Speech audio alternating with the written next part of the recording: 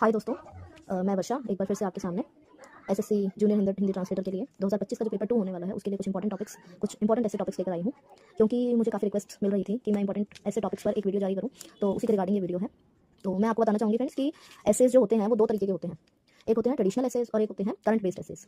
Traditional essays जो होते हैं वो ऐसे एसेज होते हैं जो हर साल रिपीट हो रहे होते हैं, और ट्रेडिशनल एसेज में आपके मेनली सोशल एसेज इंक्लूड होते हैं। ट्रेडिशनल एसेज और करंट बेस्ड एसेज ये दोनों ही मैंने इसमें इंक्लूड किए हैं। मैंने टोटल 10 एसेज आपके लिए ऐसे चूज़ किए हैं जो हर साल रिपीट हो रहे थे। हर साल के क्वेश्चन पेपर को देखते हुए मैंने ये 10 एसेज ऐसे छांटे हैं, जिनमें से 5 ऐसे टॉपिक्स हैं जो आएंगे ही आएंगे।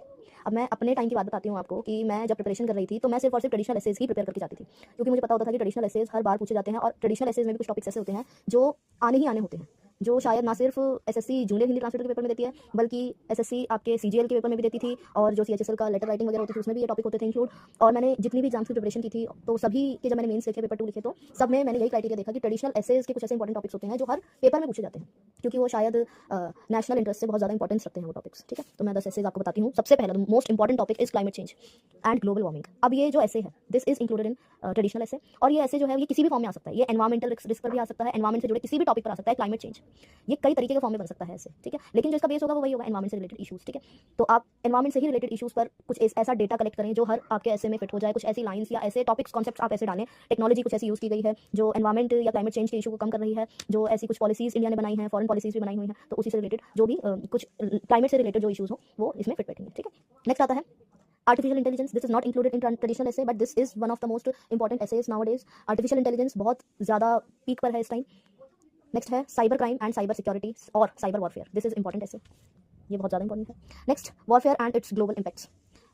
आज के टाइम में जो यूक्रेन और रशिया से रिलेटेड जो भी वॉर का इशू चल रहा है, चाहे वो कोल्ड वॉर हो या किसी भी तरीके का वॉर हो, ठीक है, तो उसको देखते हुए ये करंट बेस्ड टॉपिक है। नेक्स्ट है यूथ एंड स्पोर्ट्स।